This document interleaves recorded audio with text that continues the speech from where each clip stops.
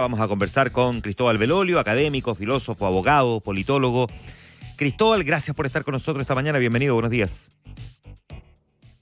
Tenemos ahí, parece una dificultad en la conexión, pero a ver si te escuchamos mejor. Ahí, Cristóbal, ¿cómo estás? ¿Qué tal? ¿Todo bien? Ya, sí, te tenemos un poquitito entrecortado, pero tenemos ahí una dificultad. A ver. Yo te escucho perfectamente bien. Yo creo que tú me escuchas entrecortado, ¿sí? Ahí sí, ya, perfecto, ahí sí. Sí, ya. Ya, te estamos escuchando mejor. Cristóbal, tú estás lanzando hace un poquitito, ¿no? Un libro que se llama La Era del Pesimismo Democrático. Déjame primero, así para introducir la conversación, y a partir del libro, por supuesto, mirar un poco de la contingencia, ¿no? ¿Cuál es la tesis detrás de este libro, ¿no? De La Era del Pesimismo Democrático. Bueno, quizás lo primero que habría que decir, Juan Manuel, es que yo no estoy diciendo necesariamente que la democracia esté en una fase terminal. Ujú. No estoy eh, justificando el pesimismo. Estoy entregándole al lector o a la lectora, ¿cierto?, la posibilidad de decidir si es que este pesimismo está justificado o estamos siendo un poquito exagerados, tratando de mirar un poco la democracia en perspectiva más histórica y entendiendo que la democracia muchas veces, Juan Manuel, tiene apellidos. Sí, te iba a Quizás preguntar. lo que está fallando son ciertos apellidos de la democracia. Sí, te iba a preguntar por eso, porque la democracia es un concepto, digamos, en esencia que cualquiera puede identificar, pero al mismo tiempo tiene las complejidades, ¿no?, de estos adjetivos calificativos que se le suelen agregar a la democracia, que puede ser representativa, participativa, liberal, en fin. Entonces, lo que podría estar en Correcto. cuestionamiento podrían ser esos como componentes que la describen un poco más según quién la interpreta. Bueno, vamos a probablemente el más común de todos, tú lo mencionaste, esta combinación entre democracia y liberalismo que llamamos democracia liberal, ¿cierto? Y que básicamente la patita liberal de esa combinación es la que limita al poder, limita a la soberanía popular, ¿cierto? Que Ujú. quiere manifestar su voluntad, a veces de forma lo más ilimitada posible, y justamente los contrapesos liberales son aquellos que le dicen a esa mayoría: usted tiene que respetar los derechos humanos, la separación de poderes, el Estado de Derecho, las libertades individuales, la prensa libre, la judicatura independiente, etcétera. Y lo que yo digo que en muchos lugares del mundo, particularmente en Latinoamérica, el problema parece tener que ver con la democracia liberal. Hay algunos países donde seguimos eligiendo a nuestros gobernantes en elecciones libres y competitivas, como en el caso de El Salvador, por ejemplo, a pesar de que el pilar debilitado fuertemente. Hay otros casos donde yo digo que ni siquiera los requisitos de una democracia minimalista se cumplen, como es el caso de Venezuela. Ya, claro. Entonces, por lo tanto, si bien el concepto de la democracia uno lo puede comprender en su esencia, en el agregado es por donde pueden empezar a aparecer esas dudas. Ahora, dejemos de lado un momento Venezuela, que quizás es de todos el más crítico, ¿no? Venezuela y, por supuesto, los países que parecieran estar como en la línea, ¿no?, de ese tipo de democracia, si es que se puede llamar así.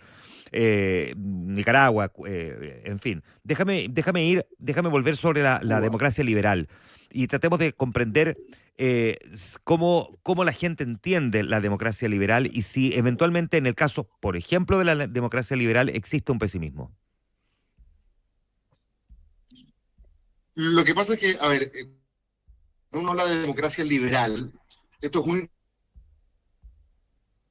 No, tenemos ahí una dificultad, vamos a intentarlo vía telefónica, así que vamos a intentar, Cristóbal, vía telefónica, porque se nos está cortando y la idea es que esta conversación pueda ser lo más clarita posible, legible posible, precisamente para que no vaya a haber ahí alguna idea que se nos pierda en el camino. Vamos a mirar cuáles son las cosas que eventualmente pueden estar generando esta erosión de la democracia, porque hay quienes plantean que puede ser el populismo, la polarización, hay quienes culpan también a las redes sociales propiamente tal, hay algunos, si se quiere, cuestionamientos a los sistemas de partidos tradicionales. Nosotros hemos tenido aquí también un cuestionamiento respecto de que la reforma a nuestro sistema de partidos políticos y de su representación en el Congreso también, en lugar de haber dado una mayor participación, finalmente terminó jugando en el sentido contrario. Ahí te tenemos en la línea telefónica ahora sí, Cristóbal. Sí, yo lo escucho bien. Sí, perfecto. Te completa la idea que me estabas describiendo respecto a la democracia liberal. No, yo decía que hay una cierta interpretación histórica de que democracia y liberalismo son cosas distintas, es como un matrimonio por conveniencia. Democracia es igualdad política y soberanía popular, que el pueblo mande. Y liberalismo, desde Tocqueville y Mill en adelante, por así decirlo, es una filosofía que busca limitar la manifestación de esta soberanía popular, limitar el poder, no solamente el poder del monarca, sino que también el poder de las mayorías. Y para eso establece una serie de contrapesos, incrusta en el sistema una serie de limitaciones a la voracidad de la voluntad popular, si lo querés poner de alguna manera. Ajá. El Banco Central, por ejemplo, le sustrae la decisión sobre la política monetaria al pueblo. Las Cortes le sustraen la decisión sobre quién es culpable o no al pueblo. Los tratados multilaterales que firmamos, de alguna manera, le sustraen temporalmente a la gente esas decisiones. Y hoy día parte de lo que ocurre, al menos muchos creen que eso es el populismo, es una especie de revancha del cónyuge democrático que dice el liberalismo ha tomado demasiadas decisiones en el último tiempo a través de instituciones no electas, con cierta racionalidad tecnocrática, es hora de que el poder vuelva al pueblo. Ya. Cuando... Ese es más o menos, ese es el tío desde el punto de vista de lo que algunos dicen podría estar a la base de esta erosión de la democracia liberal, pero quizás no necesariamente de la democracia. Si tú eres un populista, Exacto. hay gente que es populista y llama mucho orgullo, que justamente acusa a las élites políticas de haberse llevado la pelota para la casa en los años 90 en adelante, un poco a partir de esta tesis de que del fin de la historia, de que habíamos llegado a una combinación invencible entre democracia liberal y economía de mercado, y ahora justamente lo que piden es repolitizar a través de tensionar el sistema con una narrativa más bien adversarial, que acusa a las élites, ¿cierto?, de querer pasar de contrabando, como si tuviéramos un gran consenso, en verdad sus propios intereses. Entonces, por eso yo digo que depende de tu sensibilidad ideológica también, si este pesimismo está justificado o no. Para algunos, la polarización, por ejemplo, no es necesariamente un problema. Es cierto que dificulta los acuerdos en el centro, pero por otro lado, algunos dirán, permite visibilizar a nuevos actores que hoy día estaban sentados en la mesa y antes no. Claro, por lo tanto, esa idea de la erosión democrática va a depender mucho desde qué república o desde qué vereda, ¿no?, se esté planteando la crítica. Si es que no te gusta el populismo, para ti el populismo puede ser efectivamente un factor erosionador. Pero hay algo que sí uno podría eventualmente decir objetivamente, sí está erosionando la democracia propiamente tal. Yo creo que en los casos en los cuales no hay elecciones libres y competitivas, y podemos partir por Rusia, seguir por Venezuela, ¿cierto?, en los cuales, por ejemplo, se encarcelan opositores o se les impide competir, o en los cuales las elecciones se trampean, ¿cierto?, no hay observadores internacionales, en los cuales la oposición no tuvo la posibilidad de hacer campaña. O sea, en esos casos yo creo que no hay ni siquiera una definición minimalista de democracia que aguante. Pero insisto, esa es una primera parte conceptual. Yo creo que el fondo también del libro, Juan Manuel, es una sugerencia, no es una tesis muy fuerte, pero la sugerencia es que quizás lo que está ocurriendo hoy día es que gran parte de los fenómenos contemporáneos, polarización, populismo, política identitaria, redes sociales incluso, dan cuenta de una cierta fuerza que podríamos llamar centrífuga, a falta de un mejor nombre. Es decir, de fuerzas que lo que hacen es fragmentar la experiencia social y que se reconozca que los grupos tienen trayectorias diversas y quizás merecen también reconocimientos legales, normativos diversos. Y la pregunta es, ¿cuánto aguanta una democracia, ¿cierto?, si vivimos como un archipiélago, si vivimos en silos donde cada uno conversa con los propios? Y por eso mezclo política identitaria, por eso mezclo redes sociales, la polarización de alguna manera y el populismo también son fuerzas centrífugas, porque no integran, no son centrípetas, no van hacia adentro, Claro. van hacia afuera. Entonces, quizás habría que mirar cuánto requiere una democracia de que todos estemos, por así decirlo, compartiendo ciertos espacios, reales o virtuales, y cuánto aguanta esta fragmentación de la experiencia social. Ya, ahora, ¿cuánto de la reforma al sistema político que nosotros hicimos hace casi 10 años hoy día está teniendo un poco de lo que tú estás describiendo ahora? Porque hay quienes dicen que la atomización, la balcanización o como queramos, la fragmentación política de alguna manera no está contribuyendo, digamos, a una, si se quiere, a una discusión desde la perspectiva política para fortalecer la democracia, sino que por el contrario pareciera estarla perjudicando. ¿Cuánto de esta descripción que haces tú de este archipiélago podría eventualmente tener ese componente hoy en nuestra realidad política? Es una buena pregunta justamente porque te demuestra que siempre van a haber tensiones en una democracia. La pregunta es cuánto aguanta, ¿cierto?, sin quebrarse, cuán flexible es el sistema para incorporar esas contradicciones y procesarlas dentro del propio sistema. Por ejemplo, como tú bien dices, permitir que terceras y cuartas fuerzas ingresen a la vida parlamentaria, que es lo que hizo una reforma electoral nuestra, ¿cierto?, a través del cambio de un binominal a un proporcional, efectivamente permite que nuevos grupos que antes no tenían voz, que no tenían representación, participen. Y pongámosle nombre, Frente Amplio, por ejemplo, ¿cierto?, que articula la experiencia histórica de una generación que adquirió conciencia política en democracia. Por lo tanto, que la estábamos excluyendo prácticamente con el binominal. ¿Es malo o es bueno que haya entrado? Es bueno desde el punto de vista de la representación, a pesar de que eso haya generado mayor quizás polarización ideológica en el Congreso, pero algunos dirán que es malo desde el punto de vista de la gobernabilidad, porque es más difícil ponerse de acuerdo con más actores en la mesa, ¿cierto? Entonces, y el problema de que tenga poca gobernabilidad, y vuelvo a tu pregunta sobre la democracia, es que la gente percibe que entonces no se alcanzan acuerdos que permitan abrochar reformas, cambios en la vida de las personas. Y parte, yo creo, que del pesimismo actual, Juan Manuel, tiene que ver con una sensación de, como dicen los anglófonos, de poco delivery de la democracia, de que no está siendo capaz de hacer las cosas que promete, especialmente en materia de seguridad y economía. Ya, y eso, pues, sin duda, es, digamos, un problema concreto y real que de alguna manera, no sé si lo que uno tiene que describir ahí es una erosión de la democracia, pero al menos es un problema del funcionamiento, de lo que la gente espera de la autoridad a la que eligió, para que lo represente y tome decisiones por uno.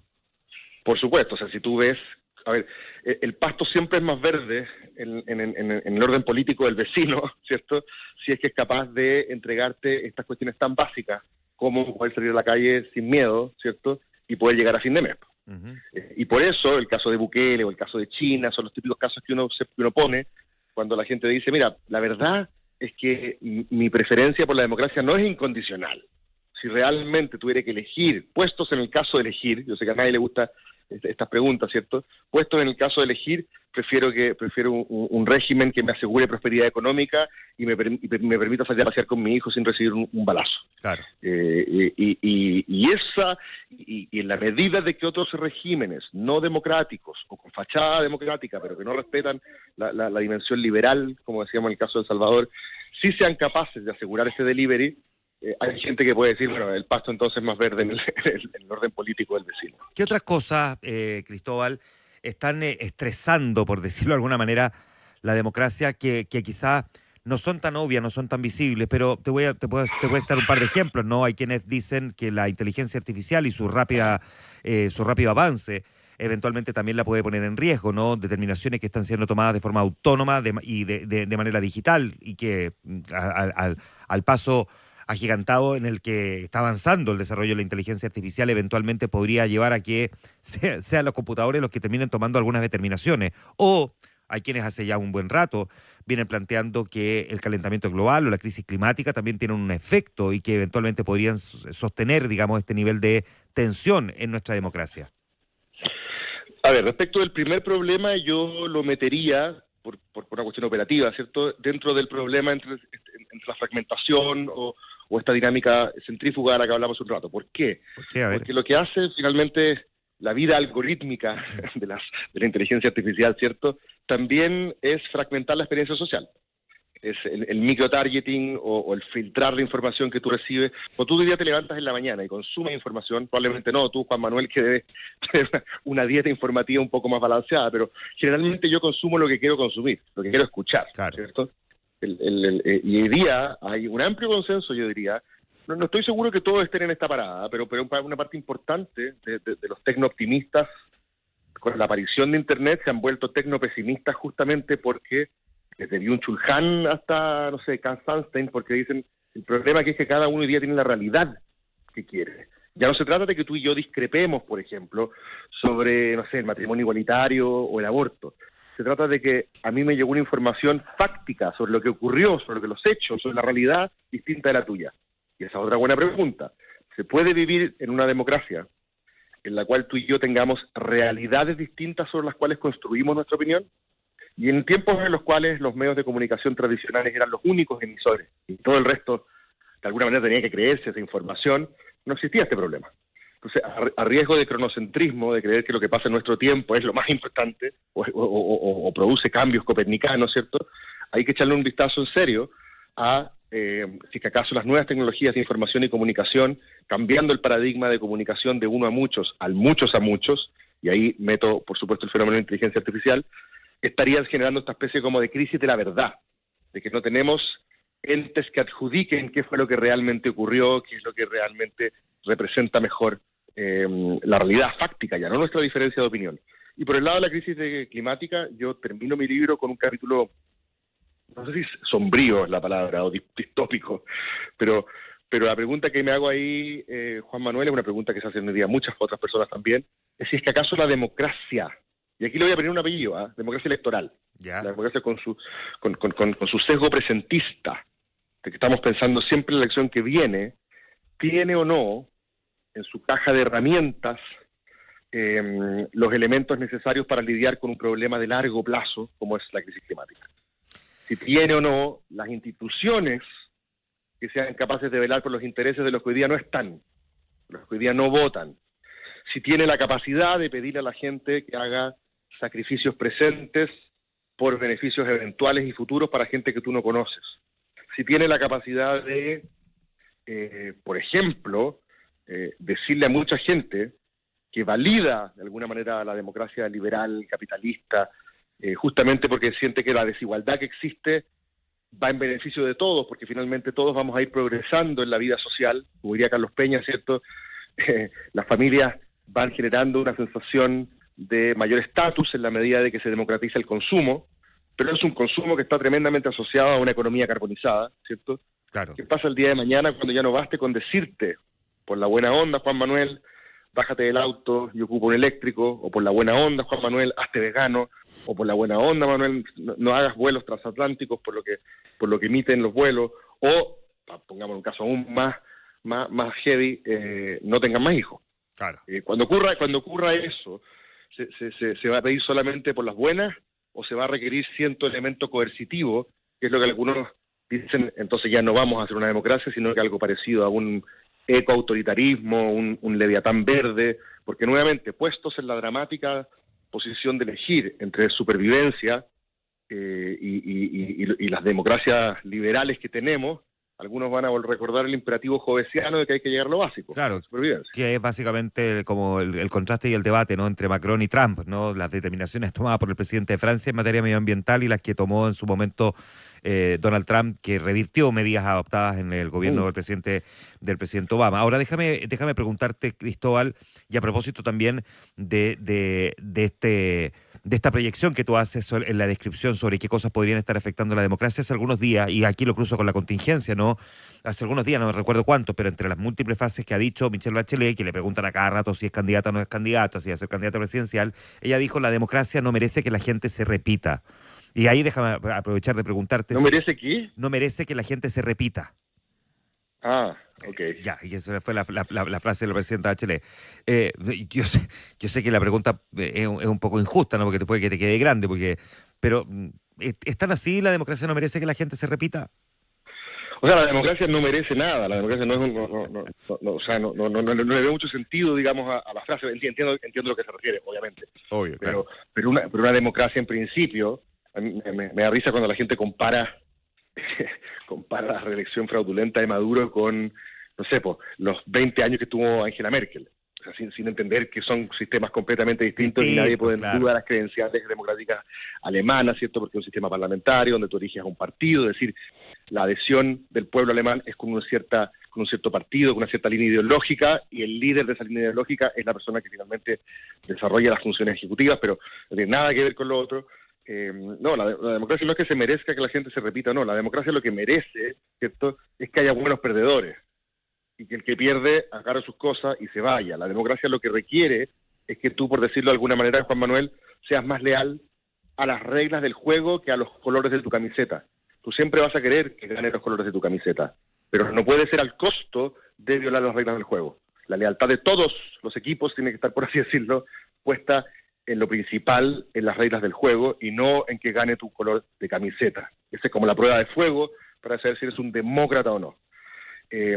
Ahora, respecto de lo de Michelle Bachelet, yo creo que ella también coincide que no es la situación ideal, que la cultura de la izquierda y la centroizquierda chilena no hayan sido capaces de parir un nuevo liderazgo distinto al de ella en 30 años. Eso no es culpa de Michelle, bueno, en 20 años, no sé, desde que se subió al tanque Michelle Bachelet, que tiene que haber sido, tú tienes quizás mejor memoria que yo, 2003, 2002, por ahí, hasta la fecha, es la figura rutilante y excluyente del mundo de la centroizquierda y la izquierda chilena, y no han sido capaces de producir ninguna otra alternativa, bueno, salvo obviamente la del presidente Boric, saltándose completamente a una generación. Ella hoy día yo veo que está desplegada en campaña, por lo tanto no veo mucho sentido de decir que la democracia no se merece repetición si todo lo que estás haciendo pareciera orientado a que llegue un minuto donde ya te sea muy difícil decir que no.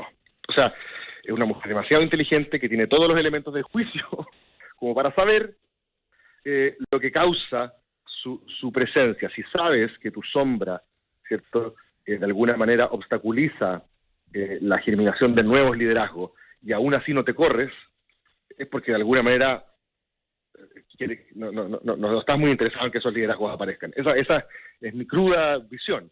Ahora, entiendo por qué, si yo fuera un diputado del Frente Amplio, una candidata a alcalde de la ex Concertación, yo por supuesto que querría que fuera Michelle Bachelet la candidata. ¿Por qué? Porque evita el fantasma de una segunda vuelta con dos derechas.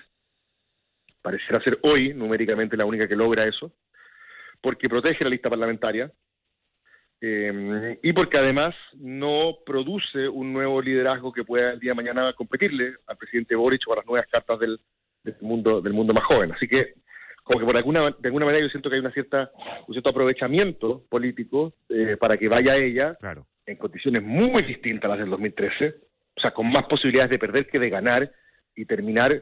Yo no voy a decir que perder una elección democráticamente es manchar el final de tu carrera, porque no corresponde, pero no es lo mismo, ¿cierto? Terminar la carrera de Michelle Bachelet como lo está haciendo, ¿cierto? Que con una derrota a manos de su archirrival en la próxima elección. ¿Qué es lo que indican los números? Y no tengo más elementos que esos para decirlo. Cristóbal, por último, tú haces referencia también a la resiliencia propiamente tal de la democracia en el caso chileno, que ha demostrado tener resiliencia. Explícanos un poquito de eso.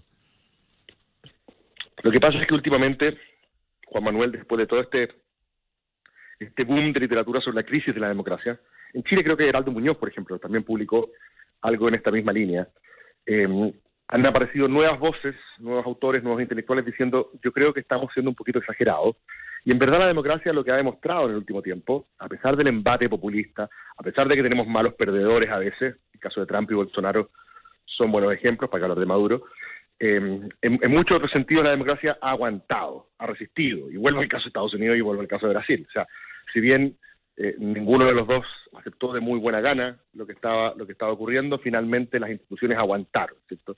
Chile de alguna manera pasó por un periodo tremendamente convulsionado en materia política, estallido, pandemia, pandemia la pasamos todos, ¿cierto? Pero estallido principalmente, y un intensísimo proceso constituyente, polarizado, adversarial. Es decir, si se trata de tendencias centrífugas, como hablábamos al principio, vaya que estuvieron representadas en el último tiempo en Chile, ¿cierto? El estallido social fue una narrativa tremendamente adversarial, donde había una especie como de rabia plebeya que sentaba en el banquillo los acusados a las élites políticas y económicas, ¿cierto? El primer proceso fue heredero de ese etos y denunció a los privilegiados y les dijo, ustedes tienen que perder para que nosotros ganemos. Y el segundo hizo un poco lo mismo, pero al revés, ¿cierto? Claro. Boric vota en contra, Chile vota a favor, ¿cierto? Y yo voto a favor porque ustedes tienen que joder. Fue un proceso tremendamente adversarial, tensionado y polarizado. Y aún así aguantó. Y en el caso especial del presidente Boric, me parece que es importante, nosotros a veces damos por descontadas algunas cosas, pero en esta región, en particular en la que vivimos, no hay que darlas por descontado. La pregunta en Chile nunca es si el presidente Boric entrega la banda presidencial. La pregunta es cuándo la entregue, a quién se la va a entregar. No hay dudas sobre eso. Si te fijas también desde el punto de vista de las cosas que importan en una democracia liberal, como aceptar los resultados, el presidente Boric se tuvo que comer una derrota muy importante para el mundo de la izquierda. Algunos la comparan casi con el derrocamiento de Allende, ¿cierto? La derrota del el primer proceso. Aceptó ese resultado y al día siguiente entendió que había que hacer ciertos cambios asociados a ese resultado, desde el punto de vista de la independencia del Poder Judicial, de la prensa libre, de los órganos autónomos, del respeto en general a las libertades civiles. Me parece que, más allá de que siempre pueden haber cuestiones en las cuales uno esté de acuerdo o no, es normal en la vida democrática, este es un gobierno que cuando entregue la banda presidencial va a poder decir que entrega una democracia liberal, ¿cierto?, con bastante buena salud. Y en ese sentido, el pasto no es más verde en el patio del vecino. El libro La era del pesimismo democrático de Cristóbal Belolio, académico, filósofo, abogado y politólogo, que comentamos esta mañana aquí en Ahora es Cuando. Muchas gracias, Cristóbal. Gracias, Juan Manuel, un abrazo. Un abrazo, muy bien.